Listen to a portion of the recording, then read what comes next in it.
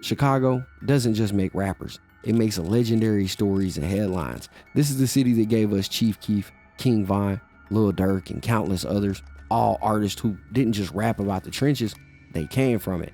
And while some use that reality to build empires and try to leave the life behind, others, they never got the chance. Because in Chicago's drill scene, the same authenticity that gets you noticed can also get you killed. Today's story is about one of them rappers. A rapper who is, according to the people around him, really about that life, respected in the streets, feared by his enemies, and written off by some just because of how he looked. Despite this, he did what he could to make a name for himself in the industry, but just as quick as he came up, he got took out, with the killers beating him with a bat before taking him to the woods where they set him on fire. This is the story of GMEBE Bandz. Mo, y'all some capped out rap ass motherfucker, man. And bro, the next manager y'all send me to try to sign me, I'm finna just kidnap his ass and put him in the trunk. Bro, y'all can come pay me for y'all manager back.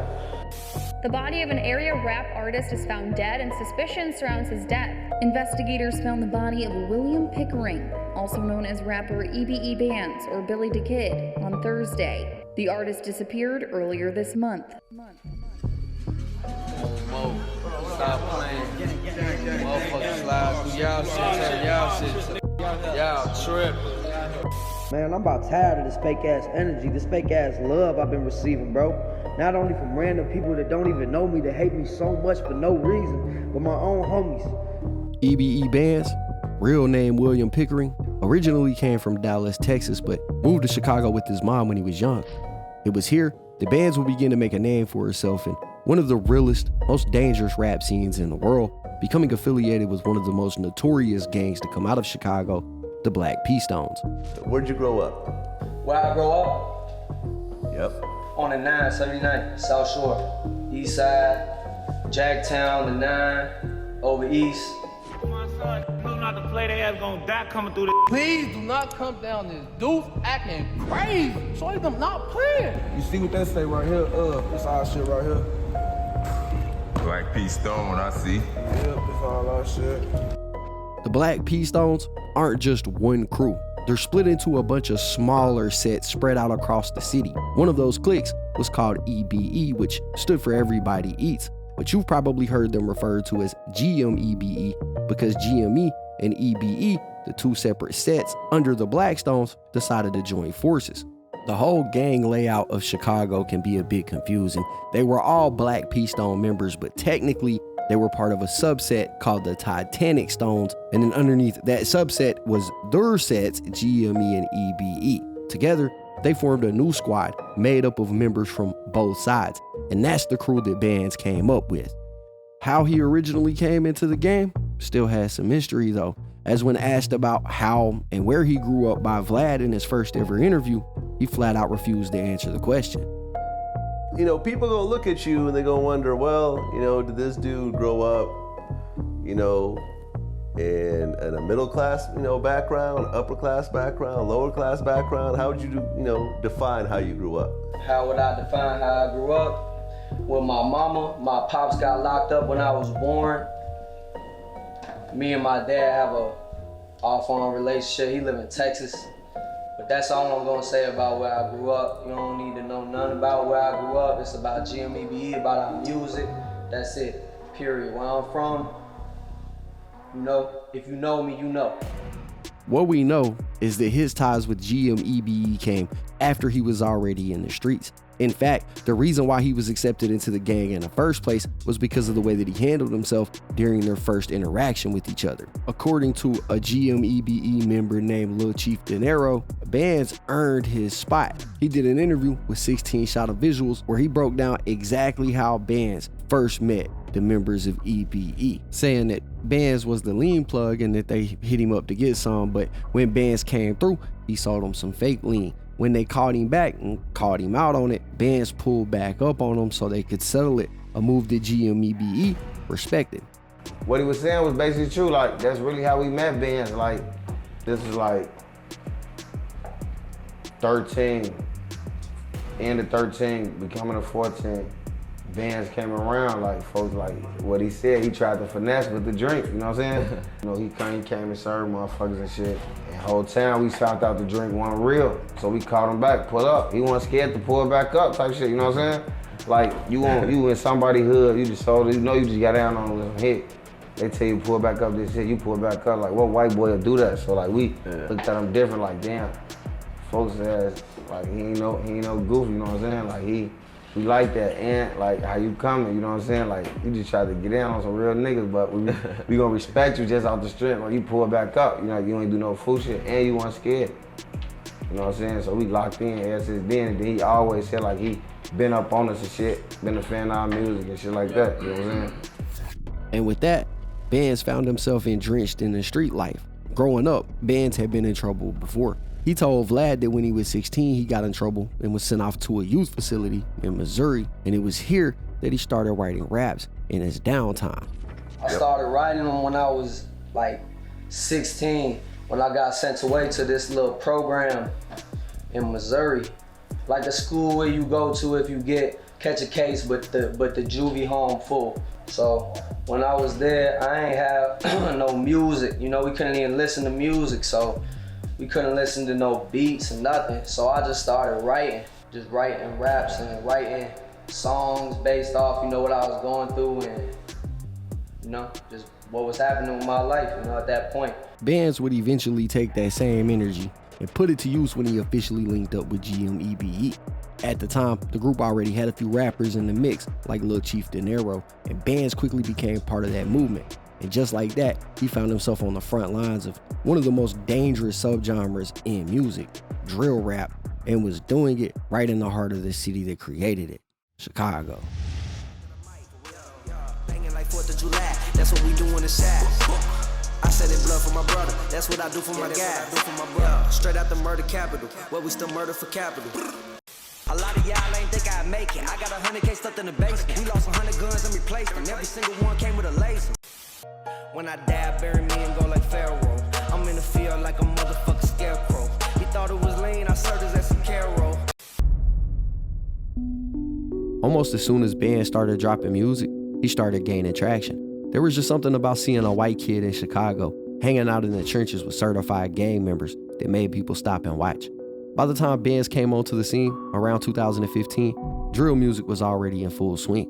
The wave had started back in the early 2010s, and by now, we had already heard the stories, seen the action, and understood that there was a war going on in the streets of Chicago. But what we hadn't seen was a white guy stuck dead in the middle of it. It was so rare, so unexpected, that people started calling Bandz the only white rapper in Chicago with real gang ties. What about GMEBE Bandz? Is he the only white gangbanger from Chicago? Ain't he dead? Yeah. Oh, okay.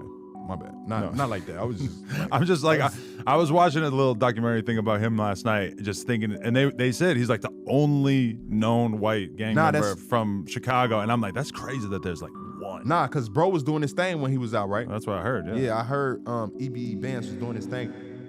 It was Bandz' authenticity that helped push him to the forefront, even if just for a moment. But that wasn't the only reason people were paying attention. Just a few months before Bandz started making noise, we had already seen another white rapper try to step into the drill scene, Slim Jesus.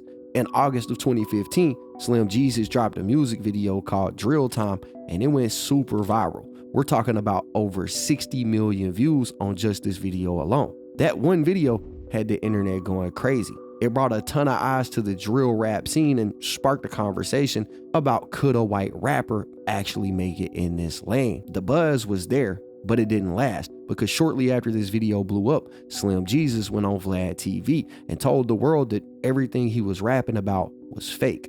Guns, bodies, street life, none of it was real. Just entertainment, fairy tales. Let's start from the beginning. Where'd you grow up? I'm from Hamilton, Ohio. It's a little north of Cincinnati. How involved were you streetwise in terms of? Streetwise, like, I mean, for the most part on the street shit, like, I mean, I'm not out here catching bodies and shit, obviously. Like, I'm fucking smart. Do you have a criminal record at all? Nah, I'm straight. So you've never been arrested? No, I've never been arrested, I'm straight. I've had people like on some shit like, man, we're gonna pull up and, you know, blah, blah, blah, blah, but I mean, I've never like gotten shot at. Like, that shit ain't never had to actually, you know, be a fucking thing. You know, you keep it 100. I mean, I respect the fact that you're not trying to make up no shit. And just like that, the hype died until GMEBE Bandz came onto the scene, and the difference between him and Slim Jesus was obvious. Bandz wasn't pretending. He was actually in the streets, actually affiliated, and actually living that life that Slim was rapping about. But that didn't stop the comparisons. A lot of people saw Bandz and thought it was just the same story all over again, just another white drill rapper trying to ride the wave.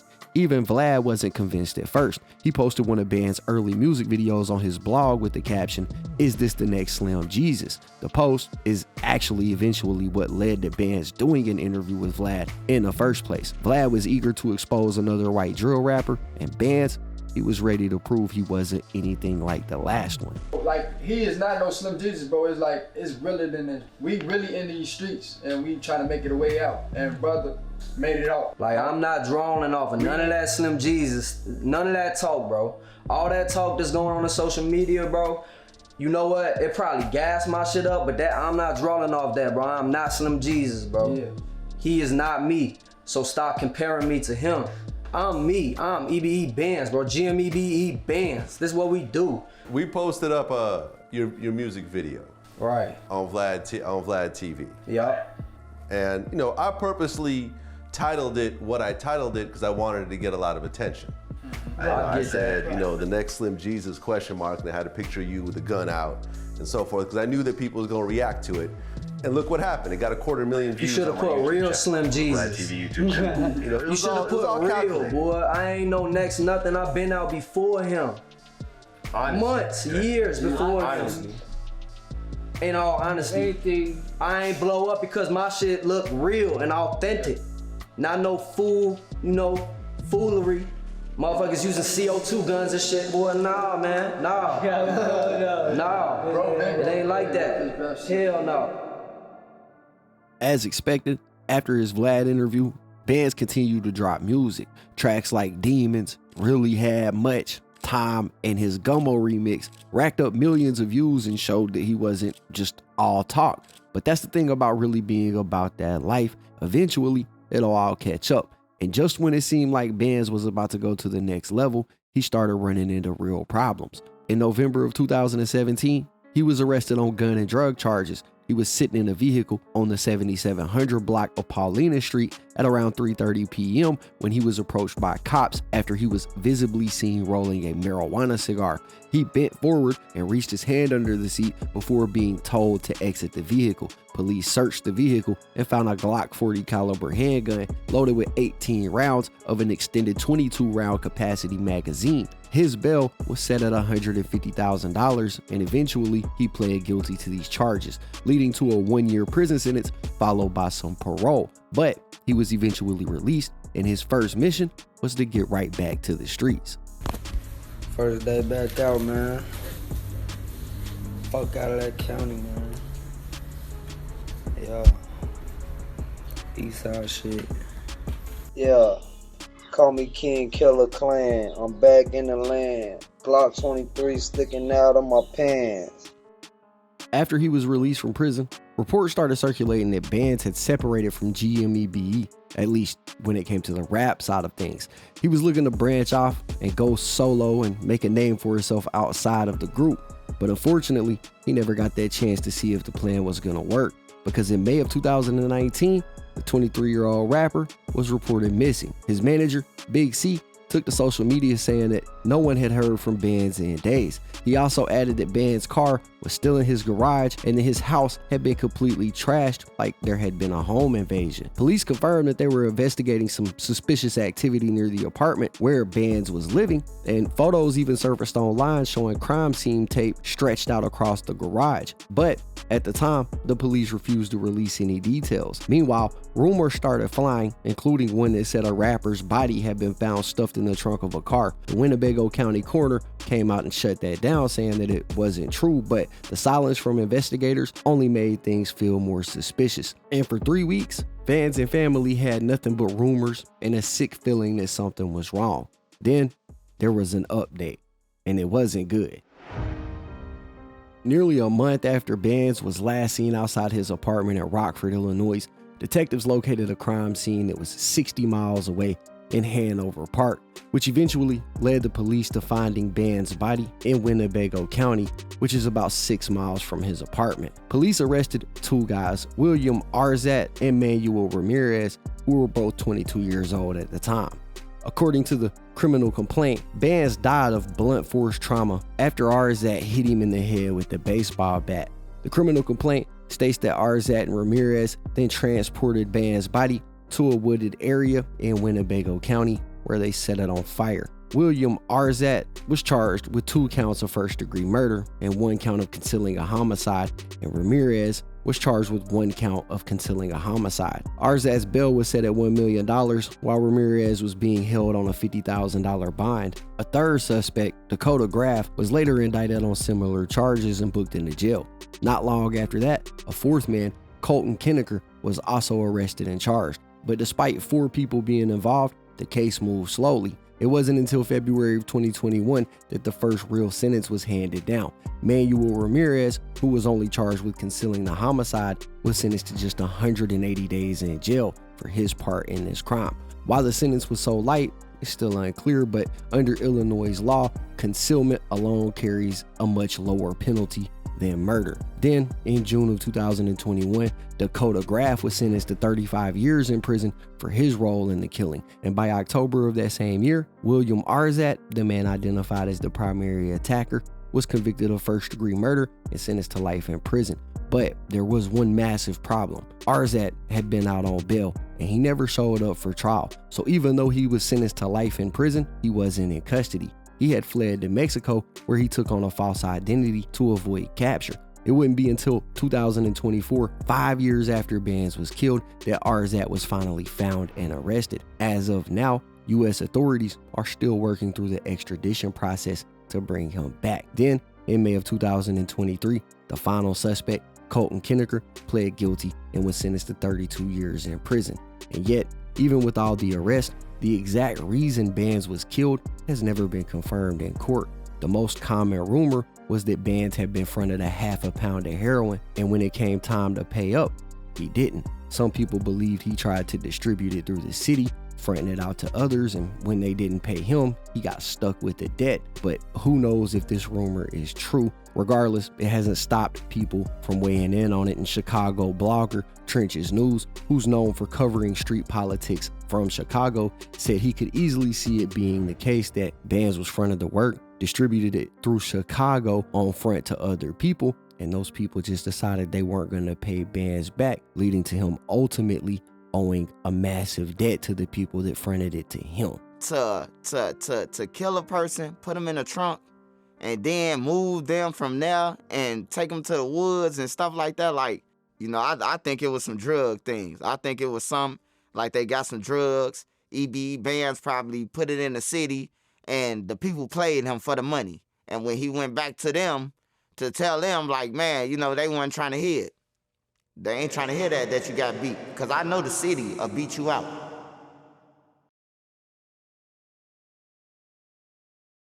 Dear William, my beautiful boy, know that I miss you like crazy. I want you to know what an honor it has been to be your mother and have you as my son. You have inspired me to be a better person. I will continue to carry out your purpose on earth to help others who may feel forgotten. Your heart has been shared by your fans and friends, and they miss you like crazy. Your mama is not alone and has become Mama Bandz to many. My beautiful boy, William, you have shown me what love really looks like, and you have changed hearts. You were one of a kind, Billy. You were loved, and you wanted to change the world. You were chosen in Christ from the beginning. You are at home now. You are home free and will never be in pain again. I don't know what life looks like without you. I do know you will always be a part of me, and I will forever feel your strength. My hand misses your tatted up hand. My eyes miss your beautiful blue eyes. My heart longs for your heart, but our memories remind me I know we will see you again. Keep a spot warm and watch over us from above. Shine bright. I love you to the moon and back. Mama.